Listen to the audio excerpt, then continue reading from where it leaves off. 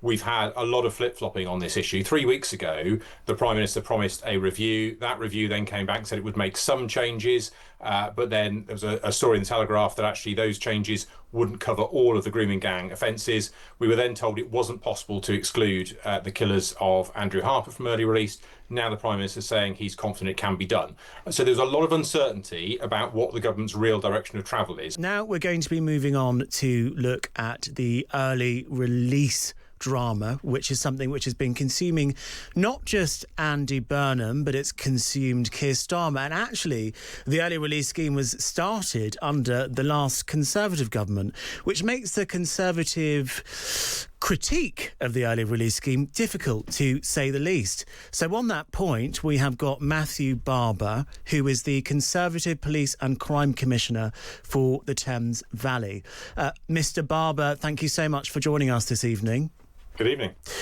All 43 police chief constables in England and Wales have written to the Prime Minister expressing their concern over the government's early release scheme. In the letter, police chiefs say they're concerned that an approach does not significantly distinguish the gravest offending risks undermining public safety, victim confidence and wider confidence in the criminal justice system. They say they've made the unprecedented intervention in memory of PC Andrew Harper, the Thames Valley police officer whose killers could face early release under the current plans. However, the Prime Minister has told his Justice Secretary, Alex Norris, to find a way to bar their release.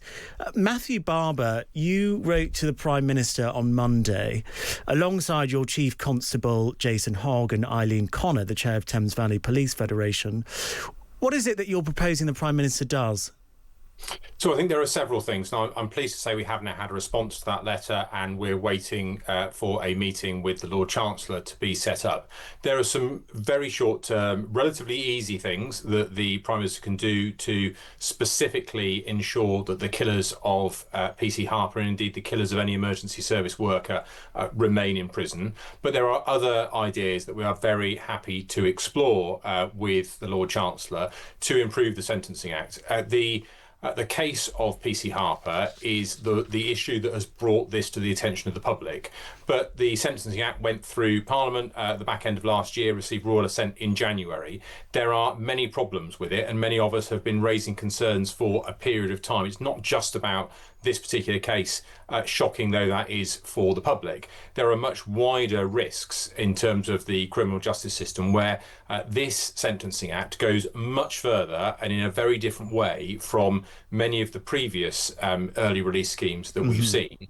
And I think there is a real concern across the system, as you've said there, from chief constables, from other police leaders, from the Director General of the National Crime Agency, for example, about the fact that this is likely to increase crime on our streets, because we know that increased crime on our streets. That was the estimate by the National Police Chiefs Council. This was actually published at the back end of last year, I think. Again, didn't get much traction at the time, but the National Police Chiefs Council said that they forecast around a 6% increase in crime because of those offenders being released back onto our streets. And Mr. Barber, when you say you got a response to your letter, what did that response look like? Is there anything that you can tell our listeners?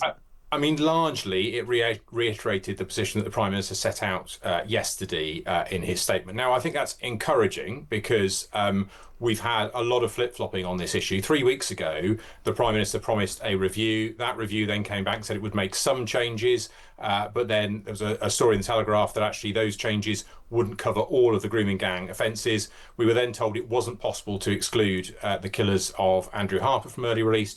Now the Prime Minister is saying he's confident it can be done.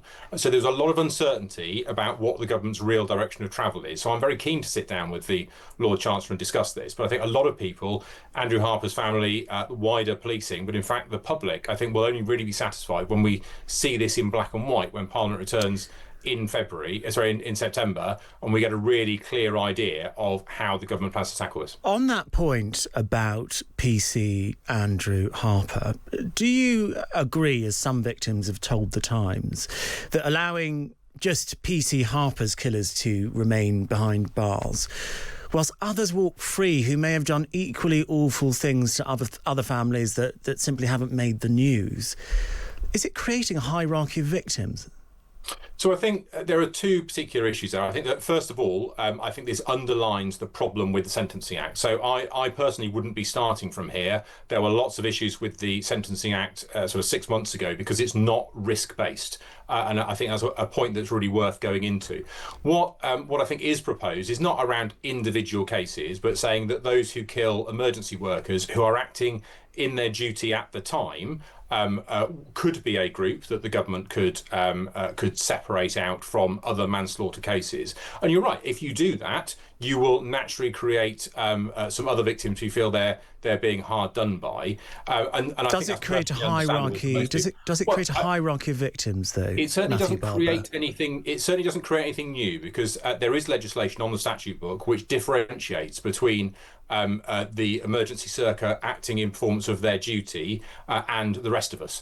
Now, that's not intended to say that the life of an emergency service worker is worth more than yours or mine, but it's about identifying that the fact that when that person is acting in their duty as a police officer or a prison officer, in many ways they represent us as civil society, and therefore an attack on them is an attack on all of us. So that certainly wouldn't be creating a precedent because that's already on the statute book. But I think there is an opportunity, as we've heard from lots of other commentators, whether it's looking at sentence length, whether it's looking at some of the other ideas to free up prison capacity, where potentially the government could be looking at all manslaughter cases and making sure that those individuals do stay behind bars. That's 950 people, though, isn't it, Matthew Barber? Is it really realistic that 950 people extra will be able to stay in prison when prisons are at 98 or 99% capacity? Well, so I would be the first to agree we have a massive problem with our prison capacity, and it's more complex than many people are reporting on it because actually it's caused by many of the delays in courts because a significant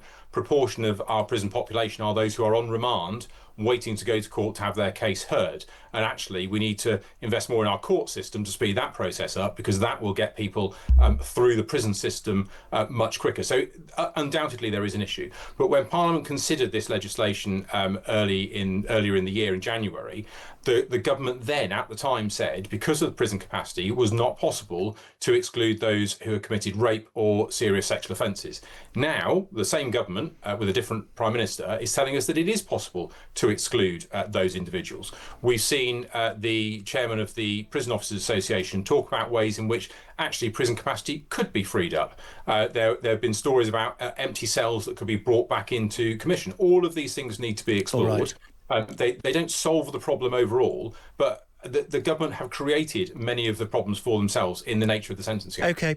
Matthew Barber, thank you so much for your time. That was Matthew Barber, the Conservative Police and Crime Commissioner for the Thames Valley.